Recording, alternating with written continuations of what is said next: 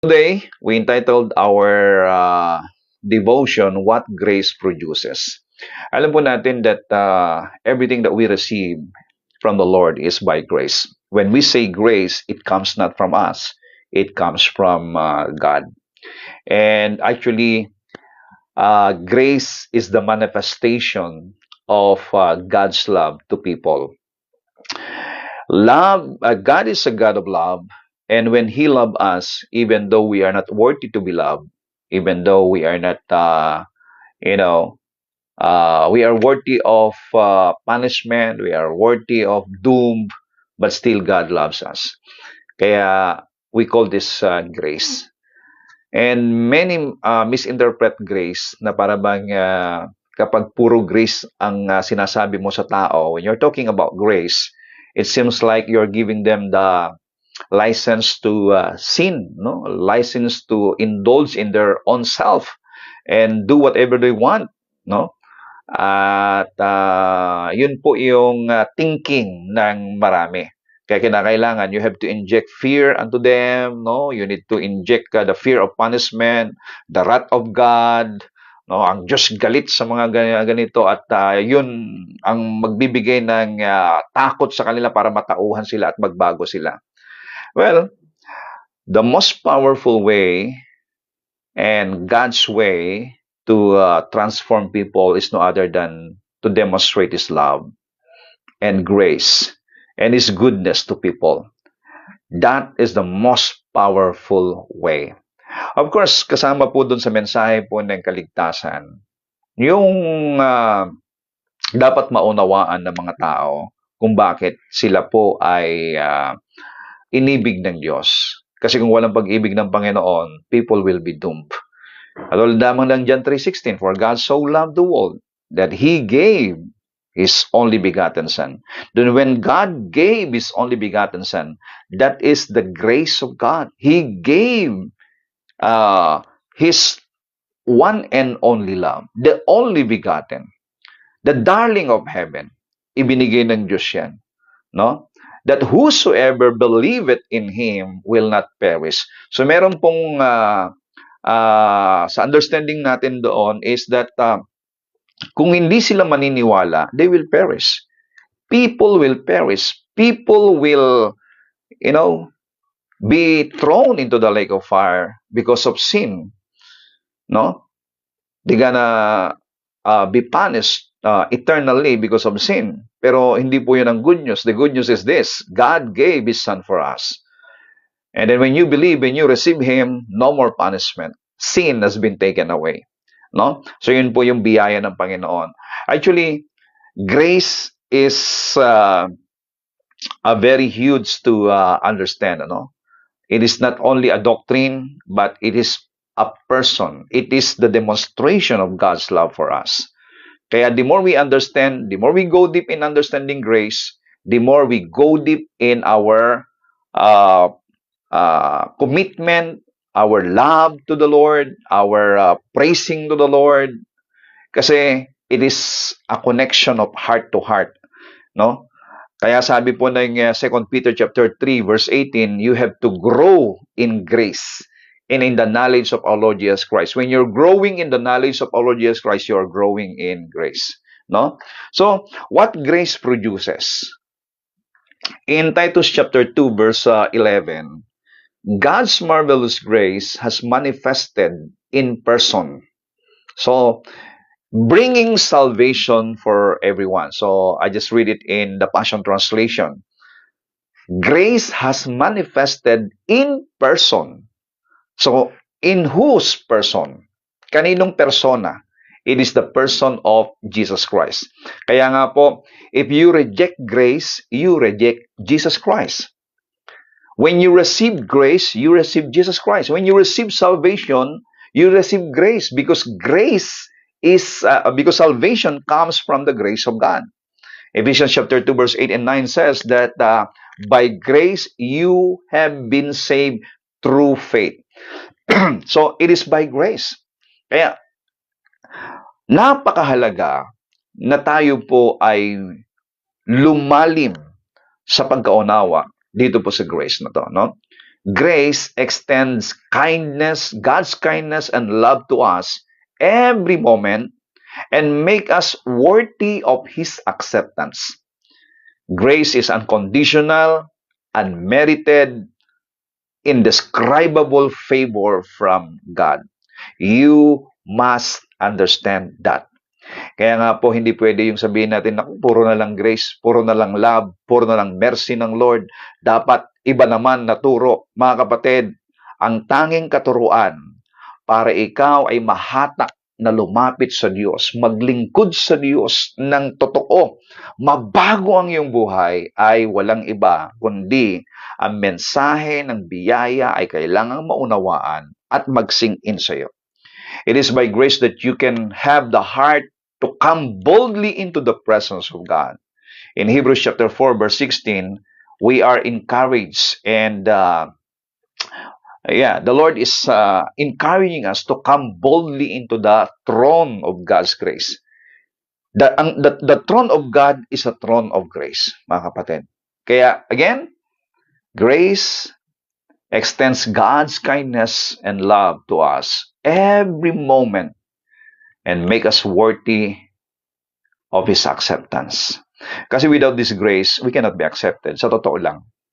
Kung wala pong biyaya ng Panginoon, and God accepted us the way we are in our own holiness, in our own righteousness, in our own doing, I think no one is worthy, no one is acceptable sa atin. Kasi lahat tayo, we have a dirty minds, we have, laging nakakapag-isip ng hindi tama, we have negative emotions, sometimes we are led by our negative emotions, anger, revenge, fear, worries, unbelieving, shortcomings, we have a lot of shortcomings. So kung tayo po ay tatanggipan ng Diyos the way we are, at yun pong acceptance niya sa atin is doon po sa ating pong ginagawa, hindi po tayo karapat-dapat. Napakataas po ang standard ng Diyos. God's standard is pure holy, pure righteous, is so high. It's not 99%.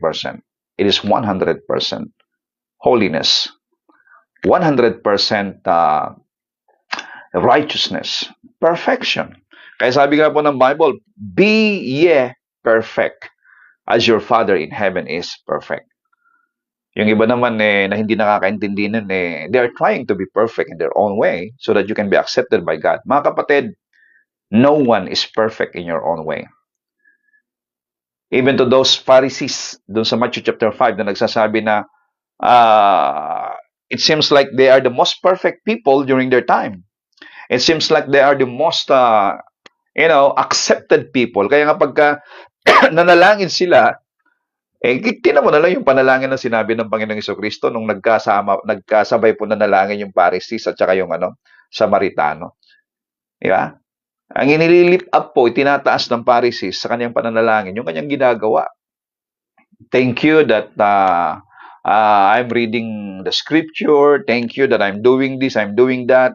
And even I'm giving my tithes, Kumbaga, he is lifting up to God and presenting to God their good works as their acceptance. Hindi po doon natutuwa ang Panginoon. Kasi nga po, sabi ni Lord, if you do not surpass the righteousness of the Pharisee, you cannot enter heaven. So, you must surpass the righteousness of the Pharisee. Sino po makakalagpas nun? So, the only perfection, the only holiness, the only righteousness that could enter heaven is the perfection, the holiness, the righteousness of Jesus Christ.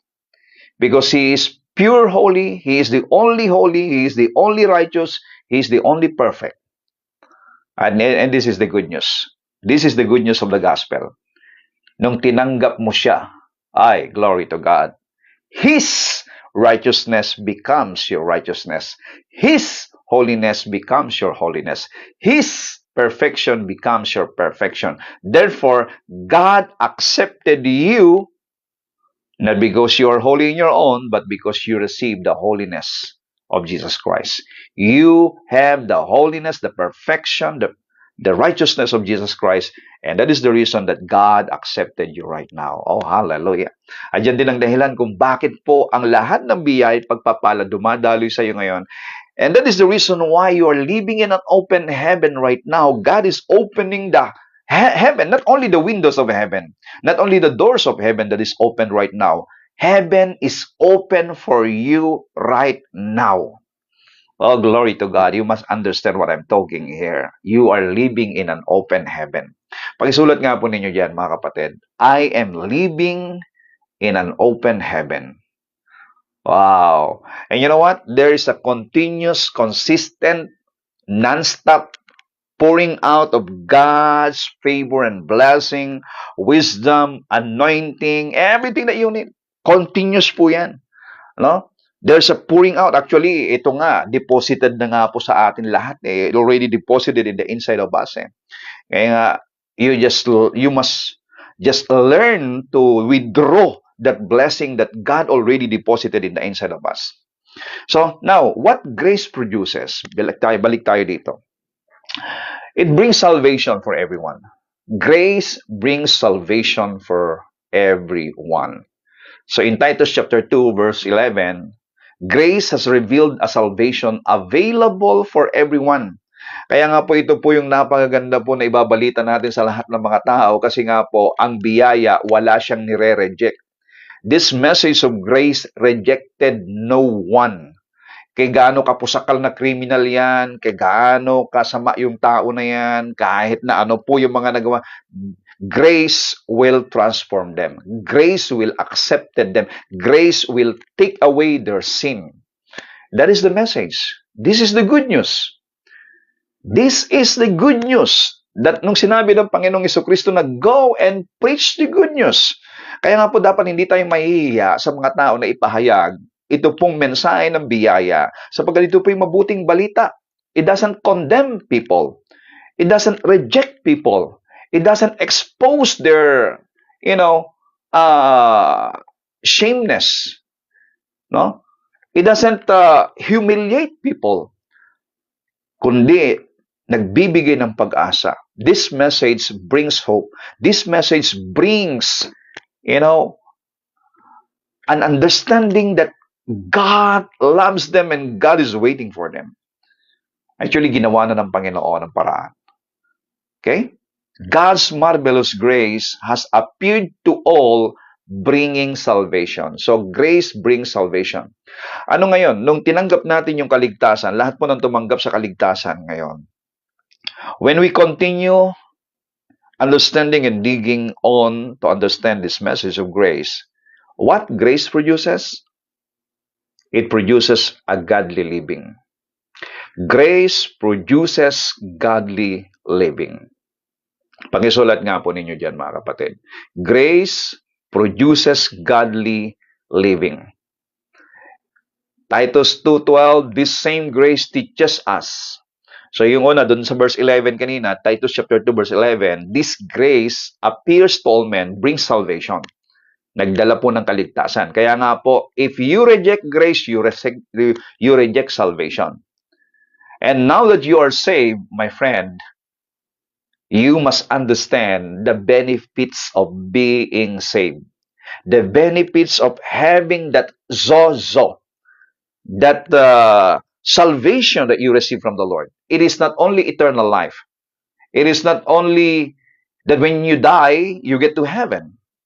Kundi, ang salvation na yan ay kasama po yung pong deliverance, everything that will benefit you, not just when you get to heaven, but even now, here on earth, you are delivered. You are prosperous. The Lord, kasama po dyan yung wisdom, kasama po dyan yung prosperity, kasama po dyan yung wholeness, kasama po dyan yung deliverance from any sickness and diseases. You need to believe that and understand the package of salvation. There is a package in the salvation that we receive. And we receive that salvation through grace. And now, this grace teaches us to live each day as we turn our backs on ungodliness and indulgent lifestyle, and it equips us to live self-controlled, upright, godly lives in this present age. Oh. So after that you get saved, we need to train ourselves to live on who we are. Okay? You are already righteous. So papaano ka ngayon makakapamuhay ng upright sa mata ng Diyos? Nandito tayo sa laman. Ang lakas ng hatak ng laman. It is by grace then that we can live uprightly. It is by grace then that we can live a self-controlled life, a godly lives. Kaya, without understanding this grace message, ang ipepresent mo talaga sa Panginoon ay yung pong self-effort mo. Pero yung grace na to, mga kapatid, kasama po doon yung pagbibigay niya sa atin ng banal na Espiritu. This grace also empowered us because it is by grace that we become a permanent dwelling of the Holy Spirit. And the ministry of the Holy Spirit is to remind us of what we receive. Remind us of what the Lord Jesus Christ has done. Remind us of who we are. Remind us and always refresh unto us the love of the Father. Oh, that's what I love so much. No? Yung ikaw ay ma-remind ng fresh and brand new love of the Father. Alam mo ninyo, ang pinakamasarap, pinakamagandang buhay ay yung pong ikaw po ay in love. You are in love. You are in love with someone na hindi ka bibiguin. Hindi ka iiwanan. Hindi ka sasaktan. Hindi ka, iiwanan. And that love is a perfect love. And that love is no other than the love of God. Ang pag-ibig ng tao, mga kapatid, pabago-bago. Ang pag-ibig. Kaya nga po, ang dami pong mga lumalapit po sa akin. Pero huwag po kayong mahiya kahit sabihin ko po ito, na lumapit po sa akin just to ask for counsel. Na umiiyak dahil po sa mga karanasan sa mga desisyon tungkol sa pag-ibig, sa relasyon. No? Na ilang ulit na naiwanan dahil po sa pag-ibig. And you know what? Ang aking pong maipapayo po at ipinapayo ay ito. You have to rest yourself from human relationship or any relationship. Kasi every time na ikaw ay makikipagrelasyon, dapat handa ka ring masaktan. Sapagkat hindi mo alam kung hanggang saan yan, lalong-lalo na kapag walang legal na nagtatied up sa inyo. No? Yung iba nga, nagpakasal na nga, may legal na nga, nagkakaroon pa ng hiwalayan. So, ang pinakamahalaga na tutukan mo, una sa lahat, is the love of God. Before you get in love with someone or any other else, you must get in love with God first and foremost. At yung pong iyong, lalong-lalo na sa mga kabataan, inyo pong tatanggapin at ipagpe-pray ay syempre, dapat iyong pong mga nakaranas muna ng pag-ibig na Diyos. You know what? Love is not about emotion. Love is not about feelings. Love is a commitment. Love is an acceptance no matter who you are. Because that is the love of God. God accepted us even though we are sinners. Kaya nga the demonstration of God's love for us is not when we are righteous, holy, or we're doing something for Him. Hindi po doon tayo nagsimulang minahal ng Panginoon. He loves us while we were yet sinners. Romans chapter 5 verse 8 says, God loves you, God loves me, God loves us. He demonstrated that love while we were yet sinners. That is a powerful verse. And when we're gonna meditate on it, wow, Lord, thank you. And in verse 9, if God loves you when you were still sinners, much more now that you are a child of God. Much more now that you are justified, the Lord loves you. And you know what? This love of God will transform you. Ito po yung tinatawag nating biyaya ng Panginoon. It will transform you. Okay? Kaya nga ito po yung patuloy na nagtuturo kasi the other word for grace is love. Actually, grace is the manifestation of God's love, the demonstration of God's love for us. That is grace. Kaya inseparable yan. When we're speaking and talking about grace, we're talking about the love of the Father, the love of God for us. Kaya nga po yung pong benediction ni Pablo sa mga taga-Corinto in 2 Corinthians chapter 13, no? The last chapter, sabi niya, the love of the Father, the grace of our Lord Jesus Christ, and the communion of the Holy Spirit. Tatlo yan, ano? The love of the Father, and the grace of our Lord Jesus Christ. So yung love, nagmanifest po kay Hesus Kristo, ang ating Panginoon. Ang tawag po doon ay biyaya. At ang mag-a-administer, yung pag-ibig at biyaya na yan sa ating kapanahunan is the Holy Spirit. Kaya nga, the fellowship of the Holy Spirit and the testimony of the Holy Spirit, the ministry of the Holy Spirit is to demonstrate, to remind us always, and to make it alive, the love and the grace, the love of the Father and the grace of our Lord Jesus Christ into our hearts. That is the personal ministry of the Holy Spirit in our lives. Kaya nga, the fellowship of the Holy Spirit. Kaya kinakailangan ngayon, magkaroon ka ng time, ng moment to have fellowship with the Holy Spirit so that you can feel, the Holy Spirit can demonstrate the love of the Father and the grace of our Lord Jesus Christ into your heart. Bigyan mo siya ng pagkakataon, bigyan mo siya ng oras. Give a moment to have fellowship with the Holy Spirit, and that is His ministry. Every time you have time and you have fellowship with the Holy Spirit, binubuhay niya. Ginagawa niyang buhay na buhay ang pag-ibig ng Ama at ang biyaya ng Panginoong Jesucristo sa ating buhay. And there, hallelujah, we can live a godly life. We can manifest the love of God. We can manifest the grace of God. We can demonstrate it also to people na yung pag-ibig na yan ng Diyos sa atin na natanggap natin, naranasan natin, ay maipapadama mo rin naman sa iba. That love is unconditional. We love people unconditionally, not because they're doing good or they're doing something good for you. No. Ang pag-ibig ng Diyos ay unconditional. Kahit nga nung makasalanan tayo.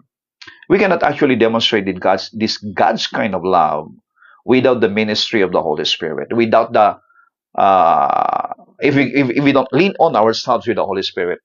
And when we say fellowship with the Holy Spirit, you need to have time. Kailangan may time ka. Hindi pwedeng bahala na ang Lord sa gagawin mo. No. Kapatid, kapag wala kang time sa banal na Espiritu, if you have no time personally to the Lord, to the Holy Spirit, He cannot minister to you personally. At magiging madalas dyan, you can go in your own way. You can go in your own decision. At magiging outcome yan, no? Ay you are led by your emotion. Akala mo, will ng Lord, hindi pala. Ang magiging outcome yan, hindi, kabiguan. Kaya marami mong nabibigo. Masakit kayong mabigo. Naranasan niyo ba mabigo? Di ba? Kaya ayaw ni Lord na maranasan natin yung mga kabiguan sa buhay. Ayaw ni Lord na maranasan natin yung pong mga sakit sa buhay because He loves us. Kaya gusto niya, mag-fellowship ka muna sa Kanya. Have fellowship with the Holy Spirit. Kaya dami-dami natin naging maling desisyon, maling gawain, ano? Kasi nga, we go on to the will, to the desire of the flesh. Your flesh will destroy you. Your flesh will ruin you. Your flesh will lead you to destruction. But the Holy Spirit, my friend, will lead you to life, a happy life, a joyful life. Kaya yung po mga nagkamali sa mga nakaraan, hindi pa huli ang lahat. You can stop what you're doing wrong right now. Kung mali yung ginagawa mo ngayon, stop it. Turn away. Go back to the Holy Spirit. Go to what is true, because the Holy Spirit, this grace of God, teaches us to say no to ungodliness. It teaches you to live in godliness. It will teaches you to say no to ungodliness, and it will teaches you to say yes to godliness. A self-controlled life, an upright life, ungodly lives. Hallelujah. Glory to God. Self-controlled, upright, godly living. Actually, these three adjectives, self-controlled, upright, and godly, refers to our behavior. Our behavior toward others and towards God. No? Kaya kinakailangan tayo po yung mag-excel sa lahat ng bagay. We cannot excel in a godly lives without this fellowship with the Holy Spirit. Friend, let the grace of God be multiplied to you and to us. Hayaan natin na patuloy po tayong mag-aral sa kanyang salita, sa kanyang biyaya, sa ginawa niya sa atin, and allowing the Holy Spirit to lead you. And I tell you, your life will never be the same again. You're going to excel in everything.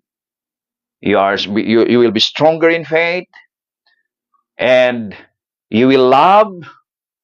You can demonstrate the love of the Father that you receive from Him, and you can have more revelation about this grace and love of God. And I tell you, as you go deep in understanding of this love of God, the grace of God, you go deep and go strong in your relationship with Him. At doon mo lang mararanasan ang buhay na ganap at kasiyasiya. Isang buhay na punong-puno ng kagalakan. Buhay na langit dito sa lupa, kapatid. Thank you, Abba Father, for your word today. And we will continue, Lord God, this message tomorrow. Pagpalain mo ang lahat ng mga nakikinig, O Diyos, at patuloy na maranasan nila ang iyong biyaya, ay iyong pagmamahal. We surrender everything to you, Abba. Our negative emotion, our negative thoughts.